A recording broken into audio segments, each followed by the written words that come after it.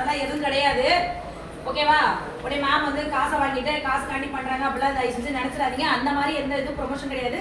இவங்க வந்து எனக்கு தெரியும், முகேஷ் கடன் சொல்லிட்டு இங்க அப்போலோ மெடிக்கல் இருக்கு இல்லையா, அப்போலோ மெடிக்கல் சந்தில் வந்து முகேஷ் காஜா பட்டன்லாம் வச்சிருக்காங்க.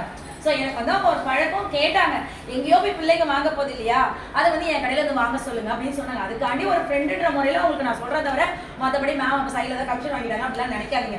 ஏதோ என்னால் அவங்களுக்கு ஒரு 10 ரூபாய், நீங்கள் எங்கே இருந்தாலும் வாங்க தான் போறீங்க, காசு கொடுத்தா வாங்க போறீங்க, எங்கேயும் ஃப்ரீ கிடையாது. அது அவங்க கடையில் வாங்கணும்னு ஆசைப்படுறாங்க, அதனால ஒன்றும் பிரச்சனை இல்லை. ஏதோ நம்மளால அவங்களுக்கு ஒரு லாபம் இருக்கட்டுமே.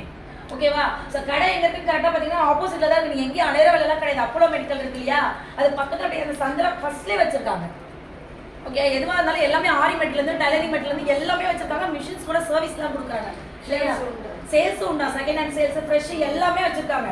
எதுவாக இருந்தாலும் அவங்கள்ட்ட டீல் பண்ணிக்கோங்க. அது இல்லாமல் நம்ம ஸ்டூடெண்ட்ஸ்க்கு டிஸ்கவுண்ட்டும் அவங்க பண்ணி தரேன், நான் சொல்லிட்டேன். நம்ம பிள்ளைக்கு இவ்வளோ தூரம் தேடி வராங்கன்னா பண்ணித்தாங்கன்னு சொல்லியிருக்கேன். அதுவும் அவங்க செஞ்சு தரேன்னு சொல்லிட்டாங்க. இதுக்கு மேலே நம்மளுக்கு என்ன வேணும், நம்மளுக்கு எங்கே இருந்தாலும் வாங்க போகிறோம். ஸோ ஏதோ நம்மளால முடிஞ்சது வாங்குங்க, வேற ஒன்றும் பெருசாக